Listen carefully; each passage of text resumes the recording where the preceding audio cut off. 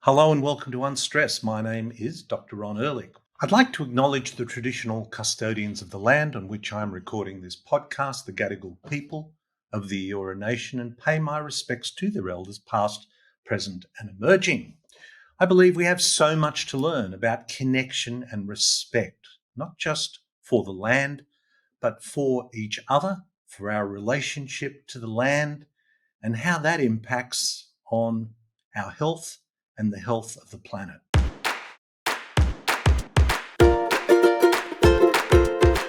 Well, today we're going to tackle a topic called Psychoneuroimmunology. Well, it's basically how the mind impacts on our health. And it's an interesting one because way back in the 17th century, a French mathematician, philosopher, René Descartes, suggested certain principles that have had an impact on the way modern medicine is practiced to this very day. He made the point that the human body is like a machine and it needs to be broken down to its individual parts so that we can understand how it works. And certainly in the 17th century, that was probably a really good thing to do because we really didn't know very much. But at the end of the day, we're still dealing with a whole body. Secondly, he said that things had to be statistically significant to be relevant. And I think there's a point to that, of course. And the third thing he said was that the mind and body needed to be considered separate. And there's some argument as to whether he was appeasing the very strong Catholic Church at the time. But that influence of breaking the body down into many parts and separating the mind and body has permeated through modern medicine to this very day. Of course, many people now recognize that the mind and the body are inseparable. Wow, what a breakthrough. Well, today my guest is Dr. Olivia Lesslar. Now, Olivia has been on the podcast before. She is an Australian medical practitioner who has an interest in preventive medicine and psychoneuroimmunology. Her expertise is biohacking, and there's a word we're going to explore today as well, and non-pharmaceutical interventions for complex conditions like neurodegeneration, cancer, and the emerging science of mast cell activation syndrome and autoimmunity. She works with innovative, high-profile international clinics, including the preeminent Los Angeles concierge practice Lifespan Medicine, and in Sydney, Singulum Health, a Sydney-based brain optimization clinic where she helps curate innovative, personalised neuroplastic programs. Olivia is a visiting expert to the Queensland Allergy Clinic and is an adjunct senior lecturer with the National Centre for Neuroimmunology and Emerging Diseases at the Menzies Health Institute of Griffith University. As she's a published clinical researcher on a broad range of topics and is medical director of Chronic Fatigue Syndrome Health, an online recovery and advocacy program for chronic fatigue syndrome. And no doubt they'll be keeping busy with long COVID as well. Dr. Olivia is affiliated also with UK's premier longevity and functional medicine clinic based in London, Wellgevity. She's a regular speaker on podcasts and at conferences, and in November 2022, she took to the TEDx Melbourne stage. In 2021, Dr. Olivia was featured in the New York City Journal 50 Under 50 for being an industry disruptor and a leader in the field of integrative medicine. Olivia is on the medical and clinical advisory boards for some great organisations: Oxford Healthspan, Holo Health, the Darwin Institute, Simpler Health, Biolytica, and she is trustee for the British College for Functional Medicine, where she's research and industry lead. And incidentally, Dr. Olivia Lesslar is also on the advisory expert panel for our very own workplace wellbeing program, Unstress Health. I hope you enjoy this conversation I had with Dr. Olivia Lesslar. Liv, I know that you are doing a master's in psychoneuroimmunology. Well, actually, it's brain and mind sciences at Sydney. Brain and mind sciences at Sydney. Go on. Well, this is something I think we all need to be interested in and affecting us. Tell us a bit about brain and mind science. Well, the very fact that we're talking about brain and mind as if they're two separate things right, needs to be addressed in the first place. Yeah. We doctors, scientists, I suppose, should never, in my opinion, have ever separated the two. So I suppose, mind is more psychology, theory of mind, theory of self, theory of others, that kind of stuff. And then brain is sort of more the neurobiology, neurochemistry. But they're so intertwined, and we're truly understanding that now, that you cannot separate the two because they affect each other. And to be treating a patient as a whole, which we should, not just my opinion, I believe as well that patients are after that too. They really believe that that is where they would like their doctors to go, treating them as a whole. Who would have thunk it? I think that when we're trying to treat patients as a whole, we really not just have to understand the pathologies of the brain, but we have to understand how psychology impacts all that too. So brain, mind, well, it was interesting to see the brain separated from the body. Yeah. I think we've kind of brought that back together again. What are some of the things that you're looking at within this program? Okay, so at the moment, it's all, as I've said to you, I'm going very slow with it because I've got a couple of other things going on in life as well. You're the busiest person I know. Yeah, so, but essentially it's really starting from the basics, right? You're looking at biology, you're looking at physiology, you're looking at the basics of psychology. So as you know, I have an interest in psychoneuroimmunology. Yes. And which is why I kind of went back to looking at possibly getting credentialed in it. Because, you'd like to think that all doctors were interested in PNI, whereas, where that means the intersection of psychology, the nervous system, i.e. neurology as well, immunology, the immune system, and also endocrinology or hormones. Because everybody knows stress can cause illness. Stress can disrupt sleep. Stress can make your mood worse. But nobody quite goes just beyond that. But why? The biochemistry of this. How are we able to affect physiology? How can we affect the immune system by changing how you think about something? Psychologists have been talking about this for forever. Okay? Yep. And doctors, by virtue of the fact that we've been given the position we have in society, I think that we see soft sciences as soft, and it's time that changes, and it is changing, which is great.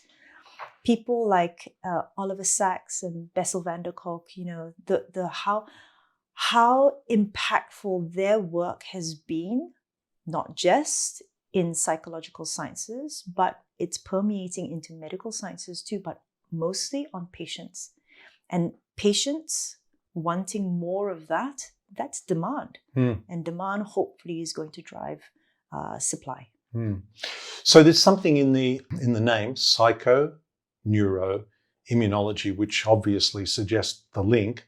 And I mean, thoughts are things like neurotransmitters that affect us in different ways, don't they? I mean, and if thoughts are things which attach to cells and cause our genes to express themselves in a particular way, so are nutrients, so are toxins. I mean, it's all connected, isn't it?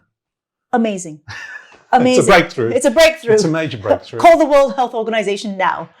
But it's not the way it's thought of. I mean, we were just talking before we started about a recent thing you went to on skin cancer. And skin cancer is a great example of a linear way of thinking. Tell us what the latest in your, tell us about the meeting you went to and what the breakthroughs or what is new. What's new in the world? So, this was a GP event aimed at GPs, and they were talking about radiation advances, immunotherapy. I mean, these things are fantastic. They are truly helping patients with advanced skin cancers who have not had hope up till now.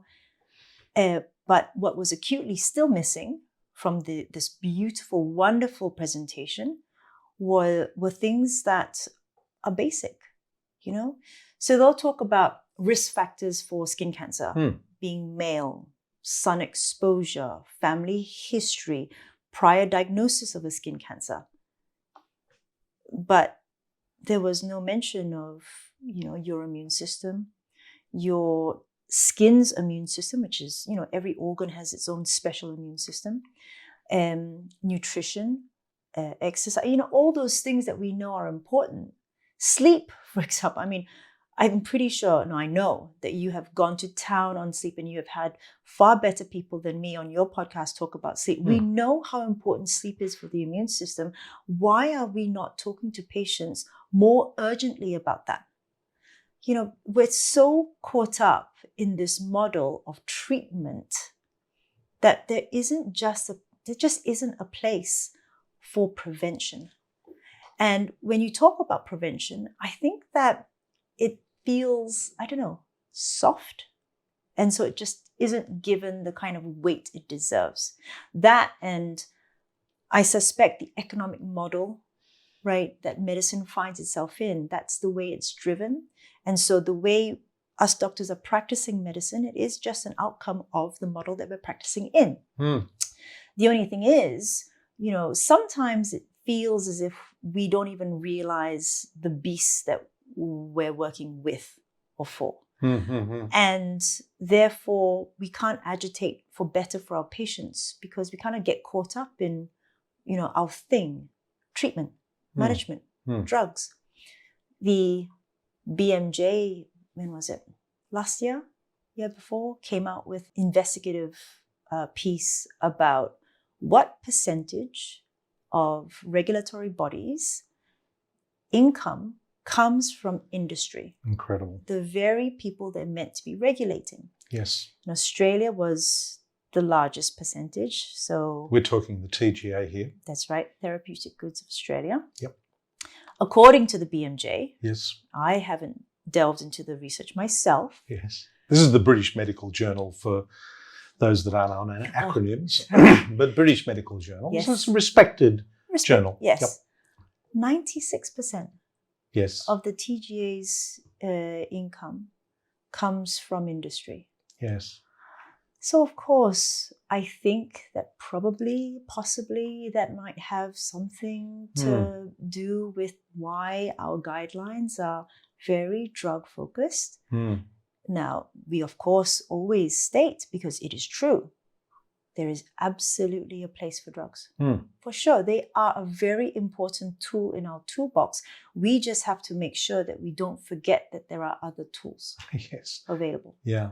Well, it kind of goes back to what was the biggest breakthrough in health in the last 150 years, and people will always go to antibiotics, which is significant, no question about that.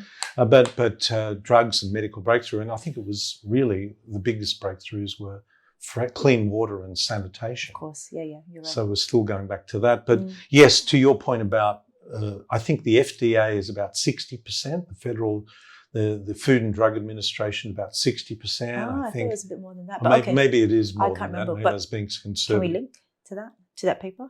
Yes, we can. Yeah. We will. And there was another paper actually, which was about key opinion leaders and product champions being in charge of a lot of regulatory bodies as well. And we've seen that. But we digress for a moment. We digress. But back onto, it's interesting about the curiosity though, back to this skin cancer story, because it's still slip, slop and slap, isn't it? Yes. Yeah. It is still. I think maybe they've updated that and added shade. Something. I think they're 5 now. Slip, slop, slap, and shade. Shade and another S. I think so. Okay. Something. Okay. Well, it's so interesting to go to the beach and. But S is not selenium still. No. Well, I was going to say, if you were saying to somebody, okay, skin cancer is potentially a problem for you, what are some of the things that would really predispose? I mean, yes, obviously a previous history of skin cancer, that's a bit obvious. And a family history, you have lots of respect for family history. But what else? What else? Okay, well, there is a concept called photoprevention. And that is, if you see sun earlier in the day, you will be more primed to see sun later in the day. So midday sun. So I guess it harks back to evolution, where we were in the sun pretty much all day from sunrise to sunset. And there is a special phenomenon that happens in the skin whereby it does take cues from your environment, not just sun, but also pressure and humidity and all these sorts of things. And it helps calculate risk, helps to protect you, and, talks to your brain, mind, nervous system, because this beautiful dance is there to ensure the number one reason why we're even around, and that's survival, right?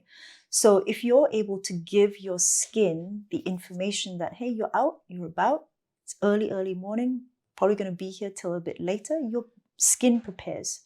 As opposed to when you're in the cave from sunrise, cave, I meant office, and then you do your burrito run at 12 noon and then you burn within 5 minutes. Oh, it's because of my Irish heritage. That's not really quite how it is. It's so much more complex than that. And, I'm not claiming to be an expert. I'm trying to say it is so complex that when we distill complexity down to slip, slop, slap, we're missing a massive amount of nuance. The other thing I talk to patients about is that, your skin is such a special organ that it has its own needs.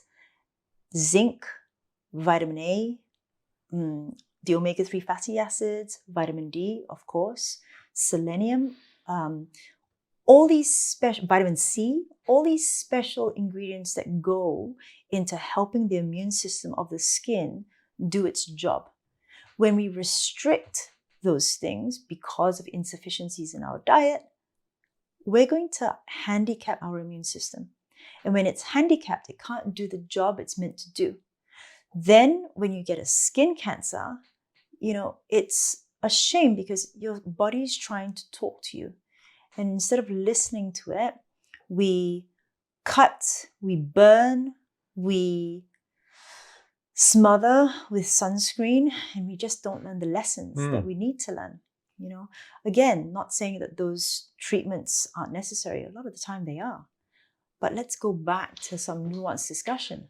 One of the things that's come out of the slip, slop, slap and the fear of the sun is vitamin D deficiency. That is almost at pandemic proportions, isn't it? Absolutely. Even by Australian Bureau of Statistics levels. So if you go to the ABS now and you look at vitamin D statistics, Australians, by and large, I haven't looked at this for a while, but it'd be something like 30+% are vitamin D deficient, not insufficient, because they obviously, these sorts of things is black and white, deficient by Australian standards, which is 49 nanomoles during winter.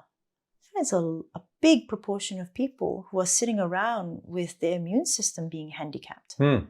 So, which predisposes you to? Skin cancer. It's not the only thing, though, vitamin D, is it? I mean, right. I know I did a program on it 10 years ago, a podcast, and I tested my vitamin D levels for the first time ever, and I think my levels were around 30 or 40. So that is really bad. I mean, you were talking about 49 as a winter, but what's the ideal range you think for vitamin D? Oh, okay. So in Australia, the reference range is 49 nanomoles is the lower limit. The upper limit, they say something along 100 and let's just say 100 or so. I can't remember now. But there have been enough discussions worldwide, in the US, in Europe, trying to talk more about not just the levels of vitamin D that are going to prevent rickets, but levels of vitamin D that are going to support optimal health. Yeah. And we're talking now moving that way past sort of 70 nanomoles at a minimum. Mm-hmm. I mean, I've heard people talking about 150, 160. I've heard people talking about 300, right? Mind you, I really do think that the nuance here, again, nuance is who, what, when, how, why. Because, I used to give patients vitamin D supplementation. I'm a little bit more loath to do that now, because like everything else, when you give people a Band-Aid, you miss that conversation about what are the cofactors that are required for vitamin D? How does your body determine making active vitamin D? What's the role of the kidneys? What's the role of the liver? What's the role of your skin? What's the role of actual sunlight? And some people make their specialty just vitamin D. Right? And again, I'm no expert, but I'm definitely deferring to the fact that it's a little bit more complicated than we're making it out to be. In other words, as opposed to, this is a much better level, let's just say 70 or 120 nanomoles. Let's get your levels up to that. Injection, supplement. Us humans have been forged in the fires of evolution. It's taken us millions of years to get to where we are. I think that when we don't pay enough respect to natural processes, we are going to shoot ourselves in the foot. And how can we optimize that from natural processes? I mean, what foods and what activities should we be doing to improve vitamin D levels? Well, the basic thing, of course, is to get out in the sun a little bit more often, retrain ourselves. Look, of course, there's something to be said about the fact that there are many people in Australia who weren't made for our sun, and the sun is that much more, vicious here. But barring that, it's about not just being in the sun, but working in the sun, moving in the sun, having respect for the sun such that you're getting out a little bit earlier so that you're, employing that photo prevention. It's about having good whole foods. It's going to feed your skin's immune system. And this is now going back into P&I. The skin is one of the guardian sites of the body. So guardian sites are areas of your body which, if you were going to be breached, your integrity was going to be breached by a virus, bacteria, or parasite, it would come through eyes, nose, respiratory tract, lungs, mouth, gastrointestinal tract, skin, especially if broken, skin specifically those of the hands and the feet. For women, vagina, and then to a lesser extent, your urethra and bladder. So these are your guardian sites, and the guardian sites are special. They've got more mast cells, they've got more sort of first line of defense cells, and so we have to respect that too. And interact with our skin, knowing that it's a little bit more sensitive to perceived threats or to threats. Interesting. Talk about mast cells. I mean, they're a very important part of our whole immune response. Can we talk a little bit about mast cells? Yeah. Well, mast cells are your first line of defense, essentially. And they contain little granules, and the granules, when the mast cells get disturbed again by threat or perception of threat, the mast cells will degranulate. And then those granules that come out are going to essentially incite an inflammatory response. Because, and you've been in this game a lot longer than me, you know better than I do, inflammation in the short term is protective, regenerative. Inflammation that goes on, chronic inflammation, that's when you're going to start getting run into some problems. So most people know about histamine, which is one of the ingredients, one of the granules that's in mast cells, along with IL-6 and tumor necrosis factor. But histamine is one of the things that we know about because everybody knows or has taken at some point an antihistamine. So histamine is going to lead to excess mucus, right? Because, so think about it in this way. When the mast cells degranulate and release the chemicals inside, it's meant to protect you from an enemy. The mucus that winds up being induced is to wrap itself around a virus or a pollen, right? So that you sneeze it out or you start crying it out. The redness and the swelling is because they're recruiting more red cells, more white cells to help with the battle. The lymphatic system is going to be going to help, carry away some of the bits and pieces from the battle so that they can present to other immune cells to say, hey, have we seen this enemy before? Do you have antibodies to this hidden away in the back, in the bunker? It will cause itching because we want to scratch off a potential enemy. Like these beautiful evolutionary mechanisms that the body has, that the immune system employs, is not only, of course, more prominent on the guardian sites, but we, of course, do have mast cells running around on the inside. The reason why it plays into P&I is because of that word perceived threat. So when you breathe in a pollen, it's going to incite that immune response. When you start to the beginning of a bacterial infection or virus that's come through your nose or your eyes, or you've ingested something, the immune system starts up. I mean, that makes sense to us. What we're now starting to realize is if your body perceives a threat, it can incite the same pathway to be gone down by the immune system. People who've had previous traumas, adverse childhood events, other traumatic things happen to them, people who are in the middle of a crisis, people who are having issues with their spouse, people who are having problems at work, people who can't cope, people who've lost resilience, people who have been sick, or people who've had COVID, right? Their immune system is a little bit twitchy and will react much more easily, and will react when there is a perception of threat. And that is the psycho impacting on the neuro, affecting the immuno. 100%. Yeah. That's a nice way of putting it. Tell me, you talked about, a lovely description of the acute response. When does acute become chronic? Because it's chronic. That's the real problem, isn't it? Yeah. Look, chronic is when, for whatever reason,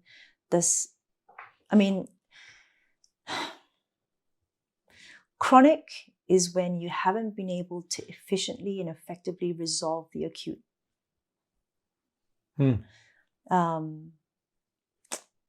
Robert Naviaux talks about the cell danger response, and about how every time a cell is traumatized or gets upset or whatever it is, and then it gets pushed out of its normal cycle and goes into CDR 1, 2, 3, just that process of doing your fights, then proliferating and then regenerating and going back into your usual cycle. That is the same with how it should be with acute incidents. There is definitely a lack of resilience in this day and age, not just from an immune perspective, but from a psychological perspective. Part of it is that we're not living in an evolutionary way. We're siloed in our caves. We're not in a village. We are forced to go to schools, and we're forced to learn things in a way that may not be conducive to the way that we would want to learn or need to learn things. We're no longer in touch with the environment. We're no longer in touch with the food that we'll be eating. We no longer have to hunt and kill our food, for that matter. After a while, it's no surprise that we're no longer in touch with ourselves. The number of people who aren't quite sure what symptoms mean, because symptoms are bad symptoms. You have a fever, Panadol. You have an itch, cream. You have a headache, an ibuprofen. We no longer know what these things mean. We no longer can listen to our body. It's no wonder our resilience is low. Then you go into that historical perspective of the fact that Industrial Revolution meant that now we are 8 hours in the workplace, seemingly meant to be sleeping 8 hours, and seemingly meant to be having 8 hours of social time with our family. And we all know that we're sleeping much less, we're working much less, and then we're traveling to and from work, which eats into our personal time, by the way. And I've always had a problem with that. And so now we don't have much social time. It's so much more complicated than I certainly will ever understand. But I do know that the psychological component to disease or illness is huge.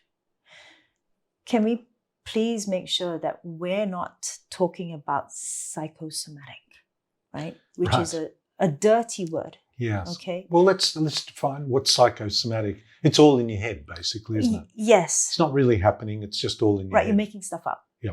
Okay. And the thing is, if the word psychosomatic is literally just means something psychological which you've somatized. It's now expressed in the body. By and large, that okay, I get it.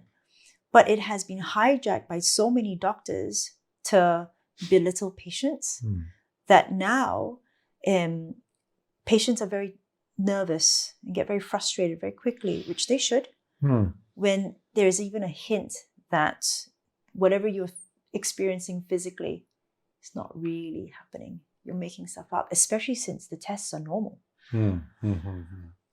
Yes. Listening to your body is something I really encourage our patients to do, and it's interesting to think about that. What are some of the things we should be listening for when we're saying, listen to our body? Okay, I mean, we're trying to cover up symptoms almost before they arise, but take a temperature, for example. What should we do with the temperature? If we were listening to our body, what's the story there? What would you say there if we let nature take its course? Okay. So temperature is a great one, because temperature usually means that your body is more metabolically active. We're not even talking about infection here, right? Because your core body temperature actually goes up a little bit when you are eating a meal. And why is that?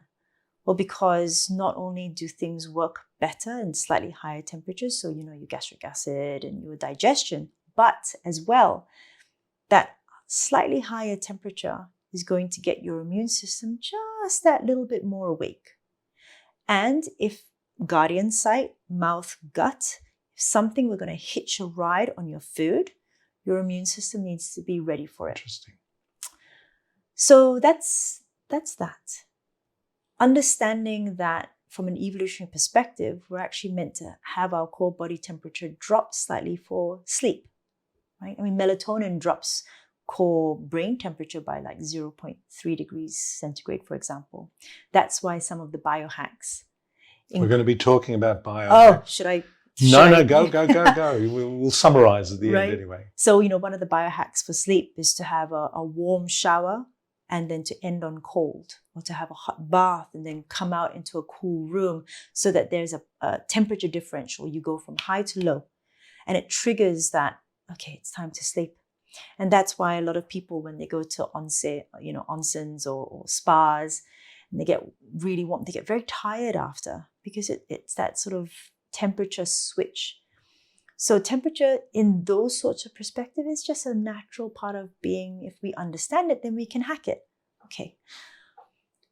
When it comes to slightly increased temperature because of a possible infection, I'd actually like to address infections, because we have been programmed now to believe that any infection is bad and must be dealt with now, yesterday, as opposed to, okay, it's another standoff. Our immune system is going to jostle, the virus is going to jostle, and they're going to have a little bit of a, and a little bit of a dance. And then at some point, of course, usually we win. We don't have to intervene every time. What we do need to do is take in more fluids, relax, and wait. This taking of antipyretics or anti-fever medications is a very first world marketing thing. Is there a place for it? Of course. The time and place for antipyretics is when temperature gets dangerously high, right? And that is actually something that is disputed as well, what that means, because children can have febrile seizures, right, where they actually sees because of higher temperatures. And a lot of the time, they'll go to hospital. Of course, it's a very scary event. But most of the time, the doctors will actually say, don't worry, it happens. There's no long-lasting effects. And, we're just keep an eye on your kid. Because we know that actually it's, I wouldn't say benign, but it's not as malignant as people think it is. So the long and the short of it is that higher temperatures can be tolerated. And what we're looking for instead are other symptoms that go along with that. So a high temperature means rest, fluids, keep an eye. Higher, even more, higher temperatures than that, along with malaise, vomiting, inability to, focus. That's when, of course, you're going to seek medical help. I think that it's a little bit, again, that word nuanced, when we're approaching these sorts of things, and not to say, or to say to parents, don't use anti-fever medications. It's more about just take a step back and just breathe, because a lot of the time what children want is to be held and to be supported. And I guess the upside of that is that there's this thing called natural immunity, which is improved by allowing it to run a course. Yes. Yeah. There's there's a very delicate balance there, but I guess the takeaway is not to panic. Yes. Straight away. Absolutely. And try and hit everything on the head. Another thing to listen to is bowel movements. Yeah. Yes. I mean, I remember talking to our friend Dr. Pran Yoganathan, and I've heard other gastroenterologists say having a bowel movement every 2 or 3 days is not unusual. And I think that's probably true. It probably isn't unusual, but is it ideal? Right. And it's so individual. And I still don't have an answer for this, right? Because I had a patient come through a couple of days ago who had 3 bowel movements a day. And he'd always been that way. Now, just because someone has always been that way doesn't necessarily mean it's right either. Yeah. But, instead of going, oh, that's way too much, I just took a step back first. And I'm like, okay, first of all, where are you on the Bristol stool chart? What's the consistency? Does it float? Does it sink? Does it smell? Is it sticky? You have to ask all these other questions. I hope someone's listening to this podcast over dinner, by the way. And then from there, have a better gauge of what that actually means for this particular patient. Yeah. Right. So I actually don't feel I have an answer for this anymore. I used to. I feel I used to. At least once a day. Going 3 days or more is probably not enough. I don't know. I mean, I've always kind of thought that if you're putting food in one end, and depends on how much food you put in, I would suggest 3 bowel movements a day was probably putting quite a lot in the other end, the top end. But it's the consistency of it. And you mentioned the Bristol stool chart, and I think they have 7 sort of types of stools, right, from really watery to like tiny pellets. Exactly. And the balance ideal is somewhere in the middle, right, which, as you said, but that's a report card, isn't it? I mean, it is. Every day if you are doing it every day, getting a report card. But what if you were still feeding this beast yourself, and yet you were not going to the toilet for more than once or twice a week? What's going on there? Well, then, the other question I was I just worry about that. Oh, okay. Yeah. Look, not that I have that. I don't have that problem. I'm blessed. Well, more sharing here than possibly necessary, but I'm blessed. We'll just cut that out. So then the other nuances to this is, are you in a position where maybe your body is trying to slow things down because it's trying to abstract more nutrients from a very low nutrient diet? Interesting. I don't know. Yeah. No, that's interesting. Yeah. So, and that's why I'm still going to aim for, once a day. Yeah, I feel comfortable with that. I think so. What about skin? Skin's another one that looking at. What does skin tell us when we see people with beautiful skin, or we see people with acne or what is that? What is the reflection of? You know, the interesting thing about skin is that most chronic diseases will have some sort of cutaneous manifestation, right?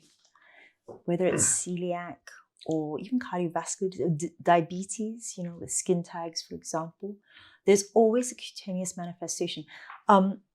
I sometimes say, oh, it's because, you know, thousands of years ago, it's so that the medicine man can have an idea that something might not be right with you looking at you from across the fire, right? But the other thing about skin is that it comes from the same germ layer when you're an embryo, well, even before you're an embryo, same germ layer as the brain and the nervous system. And that's why the skin and the brain have a very special relationship. It's even sort of encoded in our language. Right? What's gotten under your skin? Yes. You know, being thick-skinned or being thin-skinned, for example. The skin is absolutely one of the areas that's going to manifest whatever is going on in the inside, partly as well because it's a massive guardian site. So when your immune system and nervous system and the psychological aspects to everything is playing around, trying to figure things out, skin winds up showing proof of that. Whether it's psoriasis, eczema, looking dry, looking oily, like for myself, when I'm really stressed, my scalp gets really oily and I have to wash my hair more often. Now, my body is trying to protect me because there's antimicrobials in oil, for example, right? Not everybody will manifest the psychological goings-ons in the same way physically, but you know your own triggers. You know, people will start to say, oh, you know, I get pimples when I'm really stressed or something like that. And so you're going to have to start figuring out what your signs are.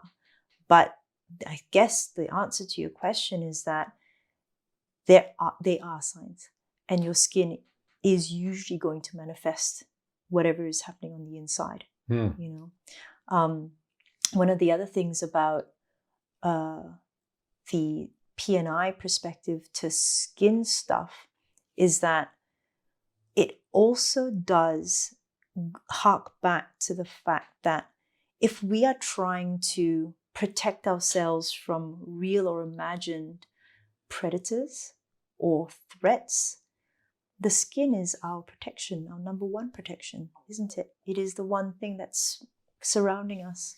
And so that's why when you're calling for help, it comes out of the skin, whether it's flushing, redness or itching, or needing a cold shower or needing a hot shower or something like that, your skin is always involved. Yeah, interesting.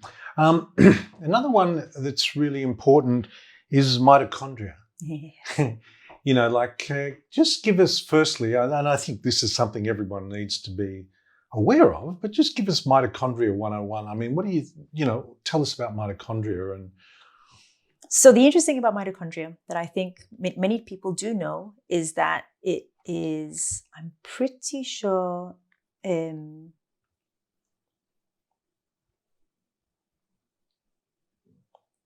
hungry. The microphone won't pick that up. Accepted that from an evolutionary perspective, the mitochondria was actually a bacteria that has a symbiotic relationship with the our early ancestors, and therefore is still part of us. They have their own DNA, for example, mitochondrial DNA. They are what's known as the powerhouses of the cell, but actually their function goes well beyond that. And in fact, Chris Palmer, yes, who wrote Brain Energy, really elucidates that very well in some of the podcasts that he's been on recently. So in other words, mitochondria is not just the powerhouse of the cell. However, if we're going to talk about that, because you know it is one of its major functions, every cell is like a car, right? And you need to put fuel in that car. And every time you run that car, there's going to be exhaust. And you're going to have some sort of antioxidant capacity to deal with that exhaust. But the fuel that you're putting into the car is going to be ATP, which is one of the packets of energy that the mitochondria is making. I think that you've had some really great people on your podcast talking about light. Yes, Dr. Jalal Khan has been one, and Jason Borden-Smith, another, talking about that impact of the light. And ATP, for our listener who's not up on acronyms, but that's okay, is adenosine triphosphate, ATP. It's the power unit of the cell. And just zooming in to the inner membrane of the mitochondria, where all this fun stuff is happening with the electron transport chain, which is that chain that's necessary to pump hydrogen out of the inside of the mitochondria. And then it has this ratio difference. We got more hydrogen on the outside than the inside, and then it drives through a hydrogen pump, which then makes ATP. This beautiful electron transport chain also has between proteins 3 and 4 something called a cytochrome C. And the cytochrome C is a light receptor. Yes. Which is why infrared light or those red light machines can help with that, because it's driving the ETC, driving the electron transport chain. But, with those guests that you've had talking about light and how important it is, and the fact that we've evolved with light, and I think you've started going into biophotons as well, right? We're not with that's on another program. We'll get onto that. Right. I'm just exploring that. I mean, I used to think that, I still do think that sleeping and breathing are pretty foundational. Yes. But I would now come to the conclusion that our relationship with light is even more foundational. And some of the problems we've introduced to our lives as we surround ourselves with this technology. But coming back to the slip, slop, slap is a relevant, this is kind of going around in a circle again, why it's such a problem. Yeah. Because we kind of are told this thing 93 million miles away, the sun, which is so critically important for every aspect of life, we need to be scared of it. Yeah. But these things we carry around in our pockets, put to our heads, rest in our laps, and spend our entire day in front of, no problem at all. No problem, right? And yet there are problems if the evidence is anything to go by. Yeah. But what are some of the things that can improve? You mentioned red light and the improving mitochondrial function. How can we do that? So the mitochondria is so complex. We kind of made mention before about the CDR, the cell danger response. Yes. Right. And that's Robert Naviaux's brilliant stuff. Paper and theory about what stages a cell has to go through to repair after damage. Mm-hmm. I subscribe to CDR theory. I love it. I think it's very pretty. What is the theory? I mean, the theory is there's a memory of trauma or threat, or talk to this CDR theory. So the CDR is that when a cell damage. Oh, cell danger response. Cell danger response. So cell danger response is actually how, after trauma of some description, a cell needs to then repair, right? I mean, we have all these fancy words already: autophagy, apoptosis, ferroptosis. We know that it's not just as simple as damage, repair. This is a process. So when a cell is damaged, it then kicks into what's called CDR1, cell danger response phase 1, and there are 3 phases to go back to, being baseline. And the first phase is about making sure that the cell actually does what it needs to do. I mean, it was attacked or it had an enemy that it needs to deal with, and so it does that. And then the next phase is proliferation, where the cell is starting to repair all the different organelles on the inside that it's used up, for example, in the fight. And then the next part is preparing to go back into baseline. Now, it is a very... Where it started before it was damaged. Right, exactly. Yeah. Okay. And unfortunately, not as, and it depends on person to person, but not all your cells have to be ready before it passes a checkpoint to go into the next phase of the cell danger response before it goes back to baseline.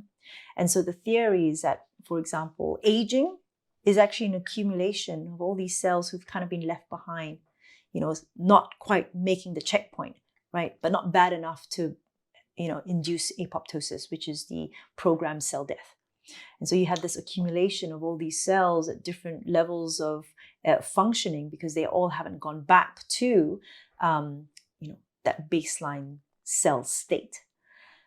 Other theories that CDR sort of plays into is things like MECFS, which is chronic fatigue syndrome, whereby they say that the majority of the cells in this person, or what percentage I don't know, but hasn't actually been able to get past that last checkpoint to go back into normal state.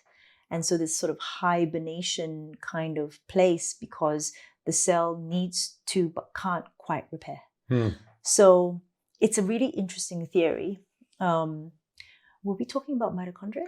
We're talking about mitochondria, but the cell danger response. It's interesting. You mentioned also apoptosis, which is programmed cell death. Programmed cell death and autophagy.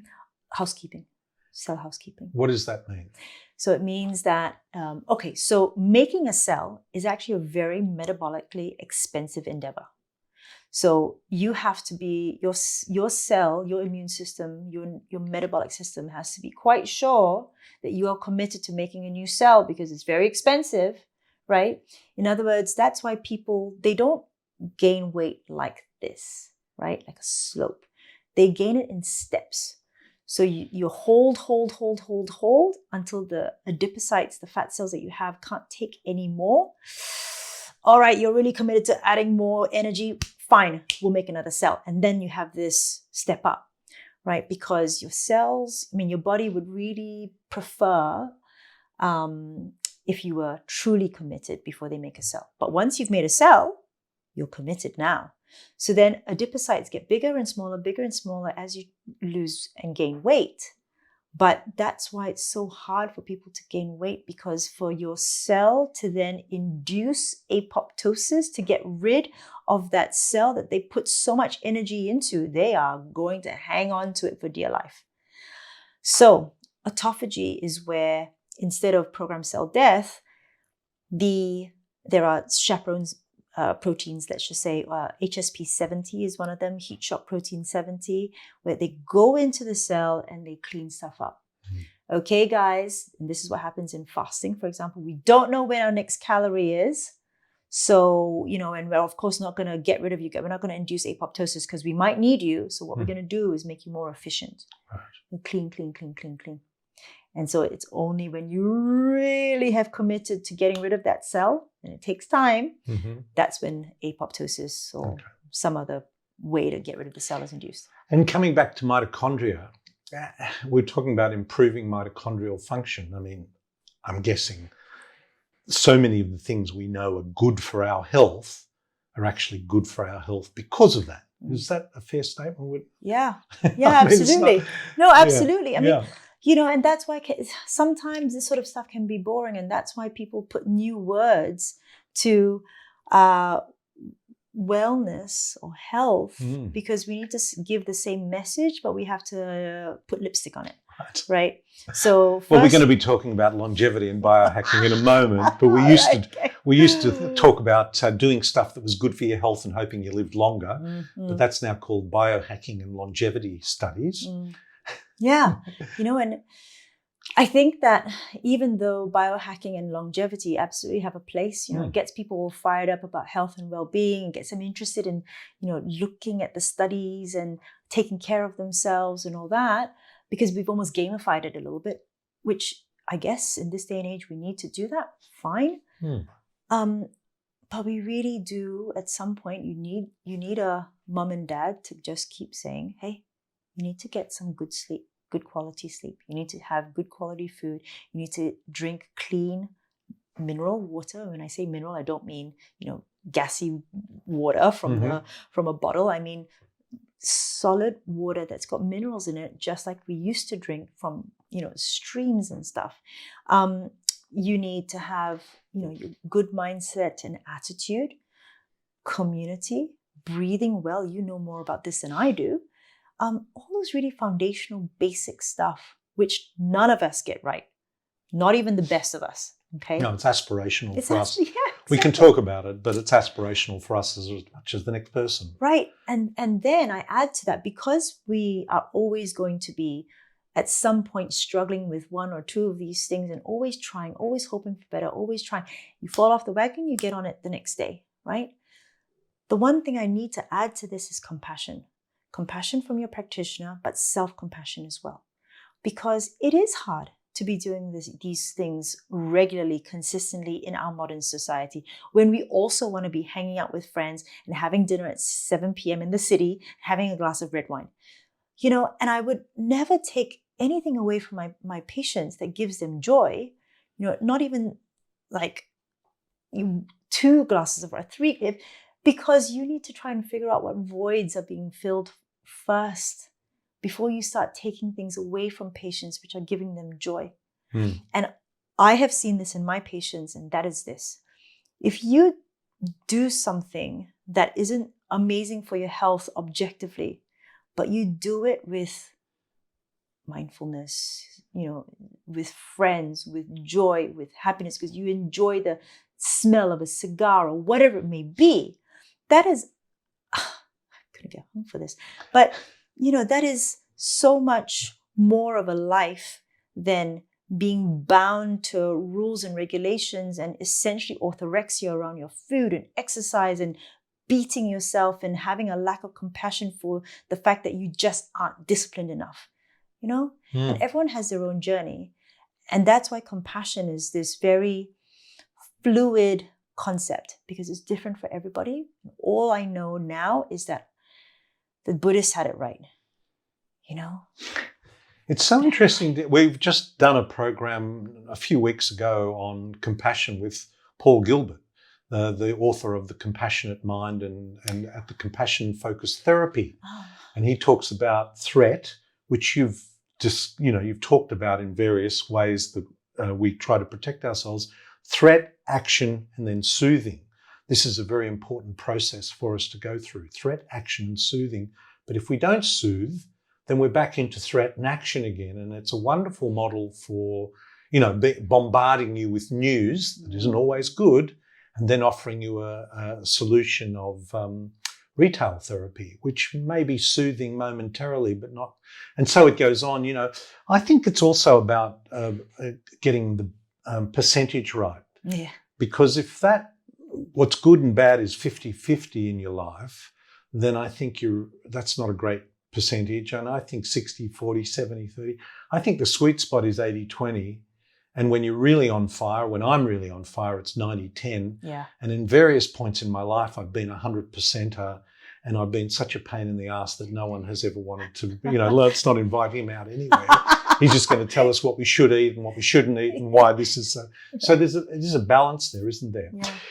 We're just going to finish up because we've used this word I've introduced the term biohacking, but there is some stuff there that you mentioned various things of light and all that. Let's give us, apart from the obvious, a couple of biohacking tips. Okay. So this is one that's going to play into the sleep and the light. So it's a 2-for-1. Mm-hmm. But after your restorative quality sleep that you've had, the first things that you should be doing is exposing yourself in your eyes to light, natural light, within the first 30 minutes of waking from bed. This sets your circadian rhythm for the rest of the day and sets you up well. That, and also it's not just that circadian rhythm that you've set up. It's also that your eyes are getting information from the environment about what time of the year it is, right? And what the weather's going to be like for the rest of the day, and feeding into your pituitary gland and your pineal gland about the environment, and the fact that you even can step out of your cave tells your brain that you're safe. Another biohacking thing that I describe to my patients from a P&I perspective is that if you have anxiety, depression, things aren't going very well for you, the kind of patient where they sit in front of you and they hold themselves. P&I is a very bi-directional thing. Your psychology can affect your immunity. Your immunity can affect your psychology, for example. So you have to, if you can, act like a predator, act like an apex animal. So you're going out into wide open spaces. The beach is a great place, but anywhere that you're outdoors and in the sun, and you are holding your chest high and you're lifting your head high and you're opening out your arms. Why? Because you are not afraid of being seen by a tiger from 2 kilometers away. You are not afraid. And you're going to move your head from side to side, because just that act, that ability of your head to be able to look for risks in your peripheral vision is going to make your brain feel safer. The fact that you can even do that. Of course, we're going to be grounding whilst we do that. We've got our shoes off, we're on grass, we're on sand, we're in the water, something. But just this act, almost like saying to your body, hey, I am safe, I am whole, I am happy, I am healthy. Your brain needs to realize, oh, wow, okay, we're not in the cave. Because, and this is the third hack, there are 4 things, right, that your nervous, immune, and psychological systems are going to be worried about from an evolutionary perspective. And so you have to try and make sure that you don't inadvertently act like it, that you are in the middle of a winter, a famine, that there is a plague, or that there is a predator, right? The first thing that we do that may make our bodies think that any of these 4 things is happening is that we sit in our cave with artificial light, without company, without purpose, and without joy. Sounds a little bit like an office situation, but there's something to that. So making sure that you're speaking to your subconscious, if you are in a bit of a cave, okay, we are doing this for work. We have purpose. We are going to be getting out into the sun as much as we can.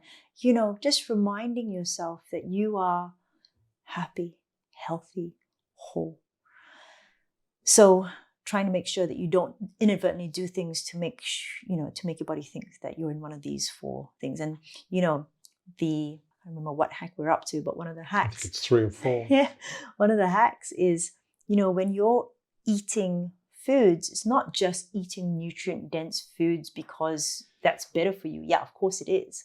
But the reason why we're talking about joy and doing things with joy, and sometimes the nutrient-dense foods aren't necessarily nutrient-dense, but you're eating with joy, is because you don't want your body to think that you're in famine or that you're in winter, right?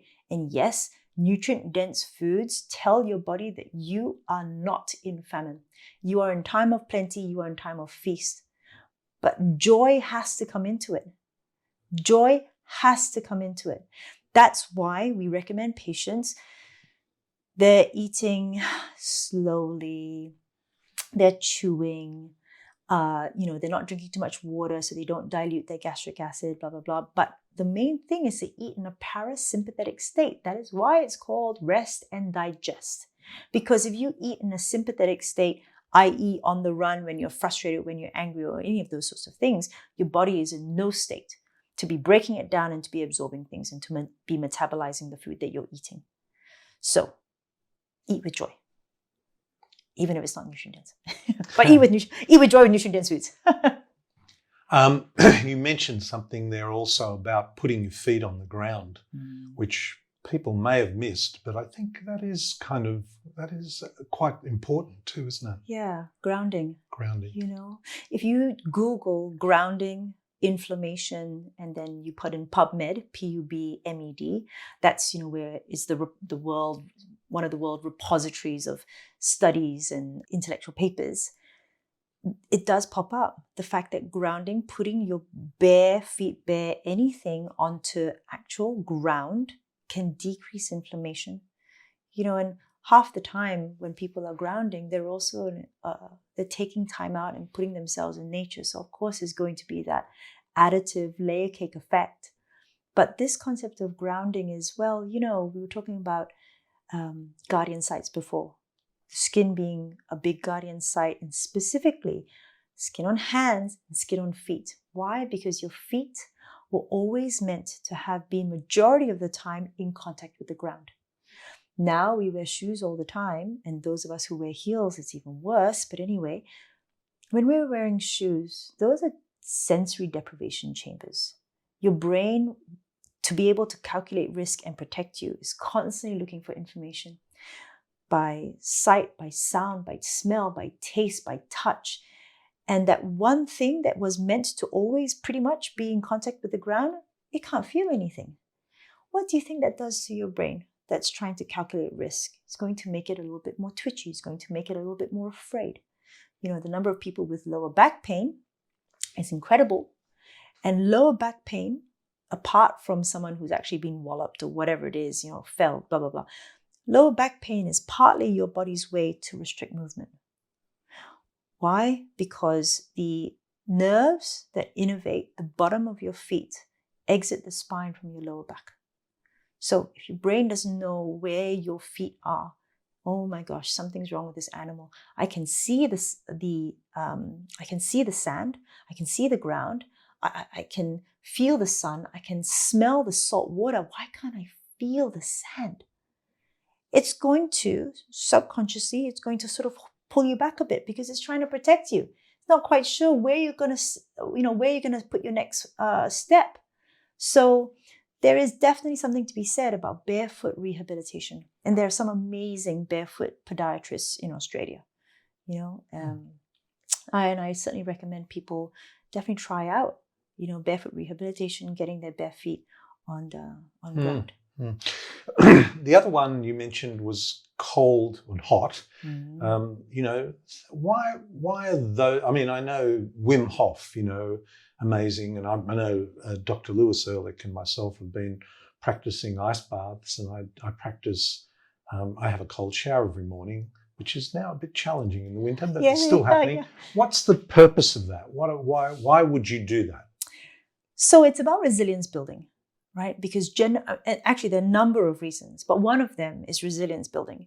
If you're able to face quite a minor fear, if you think about it, it's just cold water, and you can turn that tap to warm anytime you want. But it's something that there's a bit of hesitation to, and when you get past that little barrier and you've created a little bit of a win for yourself, it sets your brain up, your mind up for other challenges. Well, if you could do that, well, you can do anything. You can surmount anything. So that's part of it. The other thing is that heat shock response, right? The name was first given when it was discovered with heat, but the heat shock response is actually also brought on by cryotherapy or by cold therapy. And the heat shock response is part of the chaperone networks that we were talking about before. Cells that go into other cells and proteins that go into cells, and do a bit of autophagy, housekeeping. And the third thing about cold exposure is that transient receptor potentials, TRP, an ion channel that I have fondness for. I talk about transient receptor potentials, or TRIPS, as they're also known. I talk about TRIPS quite a bit. One of the thing about TRIPS is that they're quite promiscuous. So they do a number of things. You know, pH, they will react to pH, reactive chemicals, mechanosensation, but also temperature.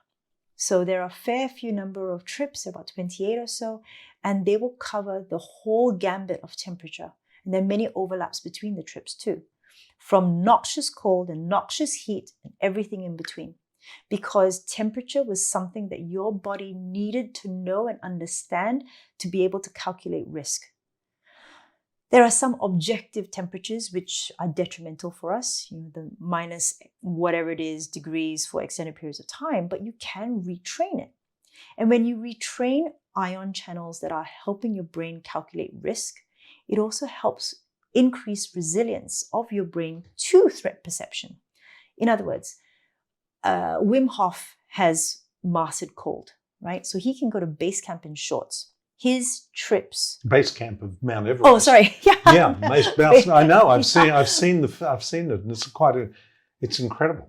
Right, base camp of Mount Everest. But if we were to do it, I mean, there is a large percentage of us who will actually die, right? Because those sorts of temperatures would be tripping our trips at those very low, noxious cold temperatures, and your brain will think you're dying, right? And instigate all sorts of protective mechanisms which you just don't have the resilience for, and things are not going to go well for you. But the good thing about what Wim is doing is that he's showing us that we can retrain lots of different aspects to our body. In his case, it's not just psychological. He's not just thinking, I'm going to make it to base camp of Mount Everest and I'm going to do it.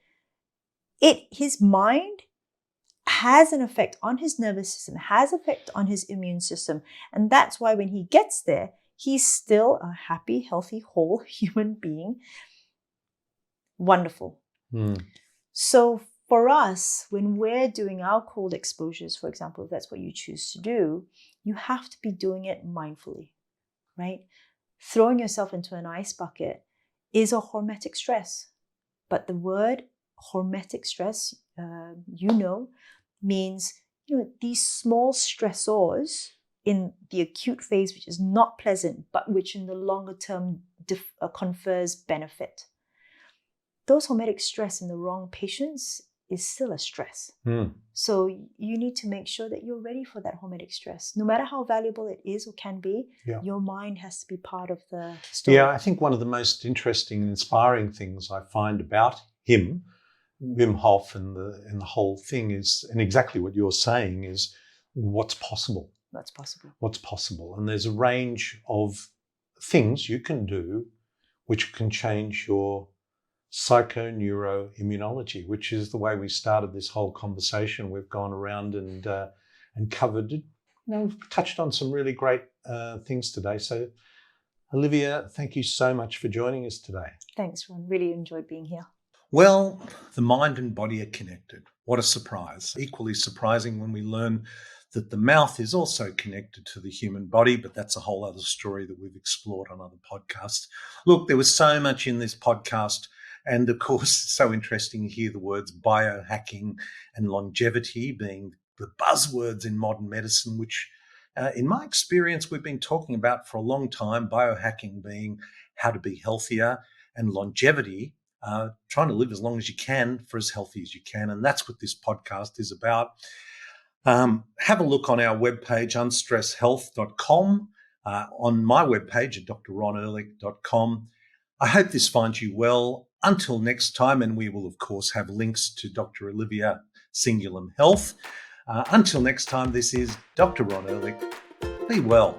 This podcast provides general information and discussion about medicine, health, and related subjects. The content is not intended and should not be construed as medical advice or as a substitute for care by a qualified medical practitioner. If you or any other person has a medical concern, he or she should consult with an appropriately qualified medical practitioner. Guests who speak in this podcast express their own opinions, experiences, and conclusions.